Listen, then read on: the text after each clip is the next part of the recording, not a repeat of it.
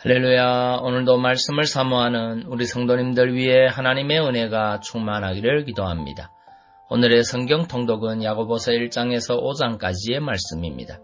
오늘은 야고보서 2장의 말씀을 통하여 시련은 성도를 온전케 하기 위한 하나님의 손길입니다 라는 말씀으로 은혜를 나누겠습니다.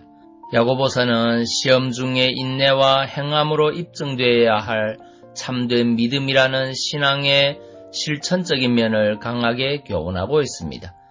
본문 2장 2절은 여러가지 시험을 만나거든 온전히 기쁘게 여기라고 기록하고 있습니다. 언뜻 보면 이는 몰지각한 권면이며 인정 없는 듯한 요구라고 여겨집니다. 그런데 보십시오. 여러가지 시련을 받은 성도가 기뻐할 수 있는 이유가 3절 4절에 나와 있습니다. 고난과 시련을 통해 인내가 생기고 그 인내를 온전히 이룰 때 모든 것이 구비된 완전한 성도가 되기 때문이라는 것입니다. 다시 말해 하나님께서 허락하신 고난과 시련은 성도에게 무익한 것이 아니며 오히려 이것은 온전한 성도가 되기 위한 필수 과정이라는 것입니다.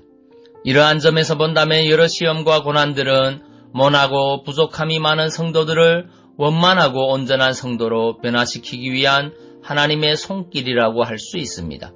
곧 사도 바울의 표현을 빌면 성도들에게 닥쳐오는 모든 시험과 환난은 인내, 연단, 소망으로 이어지는 과정을 거쳐 온전한 성도로 빚으시기 위한 하나님의 섭리의 한 방편으로서 일종의 성화 과정인 것입니다. 이는 마치 복음이 수많은 담금질을 통해 만들어지고 아름다운 도자기가 뜨거운 가마의 열을 통해 완성되며 금과 같은 금속들이 도가니의 열을 거치며 불순물이 제거된 순수 정금으로 탄생하는 것에도 비유할 수 있습니다. 그렇습니다. 고난과 시련을 통해야만 온전한 성도가 될 수 있는 것입니다. 야곱과 모세를 보십시오. 야곱은 처음에는 이름처럼 아버지와 형까지 속여가며 자기의 욕심을 이루던 자였지만 이후에 시련과 고난으로 가득 찬 험악한 세월을 지나며 점차 성화되어 오직 하나님만 바라는 존재로 변화되었습니다. 또 모세 역시 처음에는 사람을 쳐 죽일 정도로 불같은 성격을 지닌 사람이었지만 광야 40년의 세월을 통해 온 지면에 그 누구도 따를 수 없을 정도의 온유함을 지닌 위대한 하나님의 종으로 변화된 것입니다. 어디 이들뿐입니까? 성경을 좀 더 자세히 들여다보면 비단 이 두 사람뿐만 아니라 하나님께서 택하신 모든 사람들도 이와 동일한 과정을 통해 온전한 성도가 된 것을 알 수 있습니다.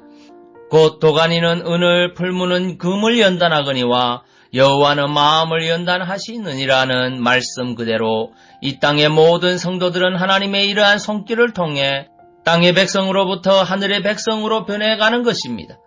성도 여러분, 고난과 시련 속에는 우리를 다듬어 완전한 존재로 만드시기 위한 하나님의 손길이 있음을 알아야 합니다. 그리고 이 시련과 고난 후에 영광스러운 자신의 모습을 생각하며 현재의 고난을 이겨내야 할 것입니다. 고난과 시련에 대한 이러한 태도가 향락만을 쫓고 고통과 연단을 무가치한 것으로 여기는 세상 사람들과 성도를 확연히 구분해주는 표식이 될 것입니다. 그리고 이러한 연단 과정을 통해 날마다 죄와 더러움을 계속적으로 제거함으로써 주님이 다시 오시는 날 정금 같은 모습으로 그분을 기쁨으로 맞이하게 될 것입니다. 여러 가지 시험을 만날 때 기쁨으로 맞이하고 믿음으로 이겨나가는 성도님들 되시기 바랍니다. 욥기 23장 10절의 말씀입니다. 나의 가는 길을 오직 그가 아시나니 그가 나를 단련하신 후에는 내가 정금같이 나오리라. 아멘. 기도하겠습니다. 사랑의 주님, 시련은 성도를 온전케 하기 위한 하나님의 손길임을 깨닫습니다. 시련을 당할 때 불평하고 원망하는 자가 아니라 그런 환경 속에서 나를 단련시키는 하나님의 손길을 깨닫고 감사하며 믿음으로 승리하는 성도되게 인도하여 주옵소서. 예수님 이름으로 기도하옵나이다. 아멘.